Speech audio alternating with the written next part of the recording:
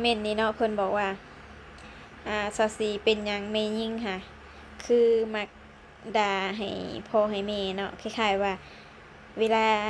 ผัวเมียเขาเจ้าผิดกันได้แบบฝ่ายยิงค่ะมักด่าพ่อด่าแม่ฝ่ายชายหั่นน่ะเป็นหยังอ่าอันนี้ข้อยก็บ่ข้อยก็บ่ค่อยฮู้แต่ว่าเว้าในมุมของตัวเองแล้วก็แบบสิ่งที่แบบเคยรับรู้มาหั้นนะแม่ยิงก็คือจะด่าให้ เพราะว่าบางที่เวลาด่าให้ฝ่ายชายอิหยังแบบเขาเฉยๆเนาะแบบอยากให้เขาเจ็บก็เลยต้องไปด่าพ่อด่าแม่เขาแทนจังซี่นะแม่คือสิแม่น